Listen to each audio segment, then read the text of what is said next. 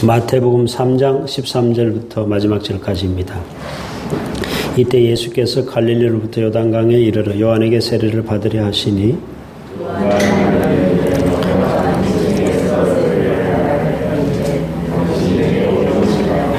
예수께서 대답하여 이르시되 이제 허락하라. 우리가 이와 같이 하여 모든 의를 이루는 것이 합당하니라 하시니 이에 요한이 허락하는지라.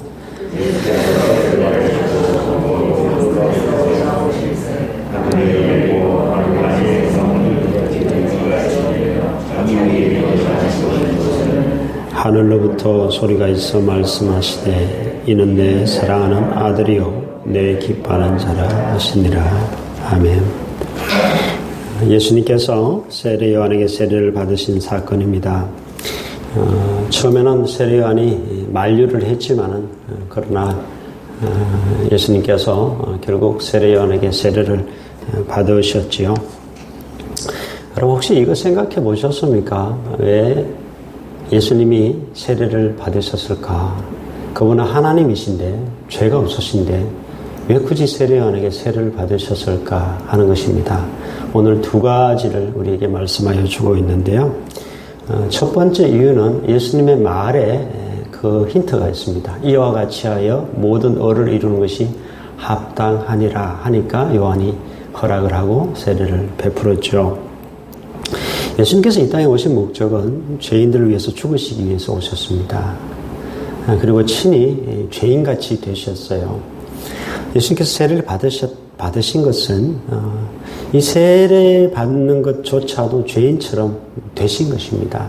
죄인들이 받는 세례를 똑같이 받으셨어요. 죄인들을 위해서 죽으시기 위해서 인간이 되셨고 친히 죄인이 되신 것처럼 사실 이 세례 받는 그 행위 자체도 자신이 죄인처럼 그렇게 되신 것인데요. 이런 것을 생각할 수가 있습니다. 이것은 단순히 요한이 예수님께 세례를 베풀었다가 아니라 구약의 아사셀 염소가 있습니다. 대제사장이 아사셀 염소의 머리에 안수를 하죠. 그러면 온 백성의 죄가 그 아사셀 염소에게 뒤집어 씌워지게 됩니다. 전가가 됩니다. 죄가 전가되죠. 그러면 그 염소는 광야로 내보내져서 맹수에게 찢겨 죽습니다. 지금 세례 요한이 예수님의 머리에 손을 얹은 것은 단순히 세례를 베푼 그 행위일 뿐만 아니라 예수님의 구원 사역을 나타내고 있는데요. 예수님이 온 인류의 죄를 다 뒤집어 씌우고 있는 것입니다. 그리고 예수님께서 결국 십자가에 죽으셔서 온 인류의 죄를 사하실 것을 사실은 지금 예표하고 있는 것이거든요. 두 번째는 예수님께서 세례를 받으시고 물에서 올라오시자 하늘로부터 성령이 비둘기같이 임합니다. 예수님이 임합니다. 그리고 하늘로부터 이런 음성이 들렸습니다. 이는 내 사랑하는 아들이요 내 기뻐하는 자다라는 음성이 들렸습니다. 중요한 것은 이 세례 사건을 통해서 완전히 터닝 포인트가 일어나는데요. 그동안 예수님은 숨어 계셨어요. 사생활을 하셨어요. 공생활을 하신 것이 아니라 하나님의 뜻을 이루는 그런 일들을 하신 것이 아니라 온전히 사생활 자기 개인적인 생활을 하시다가 목소로서 일도 돕고 아버지도 돕고 하시고 싶으신 거 하시다가 이 세례를 통해서 온전히 그 생활이 완전히 뒤바뀌게 됩니다. 저 예수님의 대비입니다. 대비 묘대가 바로 이 세례 사건인데요. 여러분 이 대목에서 우리가 잘 봐야 됩니다. 예수님이 세례를 받으셨죠. 그 다음에 뭐가 내렸죠? 성령이 내렸습니다. 그리고 하늘부터 무슨 소리가 들렸죠? 이는 내 사랑하는 아들이요 내 기뻐하는 자다. 우리도 똑같은 과정을 거칩니다. 회개하고 죄를 씻는 세례를 받으면 우리는 성령을 받게 되어 있고 하나님의 자녀가 되는 것입니다. 세례가 뭔가 하면요. 너는 더 이상 마귀의 자녀가 아니야. 너는 하나님의 자녀라는 것 선포하는 그런 시간이고요. 너는 더 이상 네 멋대로 이제 살아갈 수 없다는 이야기입니다. 너는 이제 하나님의 뜻대로 살아가야 된다는 이야기입니다. 예수님이 앞에서의 삶과 뒤에서의 삶이 전혀 다르듯이 이제는 하나님의 뜻을 이루는 하나님의 그 뜻을 이루는 삶을 온전히 이제 앞으로 살아가시듯이 이제 하나님의 일을 감당하시잖아요. 그런 삶을 살아야 된다는 이야기입니다. 세례 받기 전에 삶이나 세례 받은 후의 삶이나 똑같다 그러면 그 세례 잘못 받은 겁니다. 저는 완전 딴 삶을 살아야 되죠. 또 하나 오늘 본문 우리에게 중요한 교훈을 던져주는데요. 앞으로의 주인공은 누가 될 것인가? 예수님인 것 같지만은 사실은 예수님이 맞긴 맞아요. 그러나 세례 요한이 아니라 예수님이 주인공이 맞는데 진짜 주인공이 누군가 하면 성령이라는 사실을 알 수가 있습니다.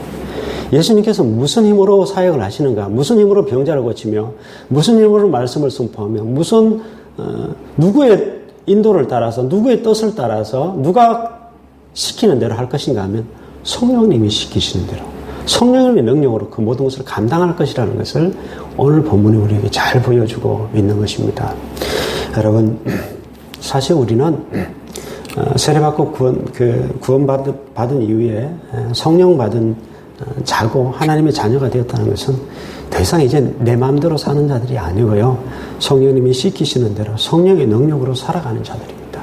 그것을 또한 우리가 잘 알아야 합니다. 여러분 모두가 이제 하나님의 자녀로서 또 성령님이 시키시는 대로 하나님의 뜻대로 그렇게 이제 진짜 목사만 그런 삶을 사는 것이 아니라 예수님만 공생애를 사는 것이 아니라 우리 모두가 사실은 세례받은 이후에는 전혀 다른 삶을 살아야 한다는 사실을 잘 아셔야 됩니다. 여러분 모두가 하나님의 뜻에 따라 또 성령님께서 인도하시는 대로 성령님이 시키시는 대로 정말 하나님의 자녀답게 삶을 살아가시기를 주의 이름으로 축복합니다. 기도하겠습니다. 하나님 아버지,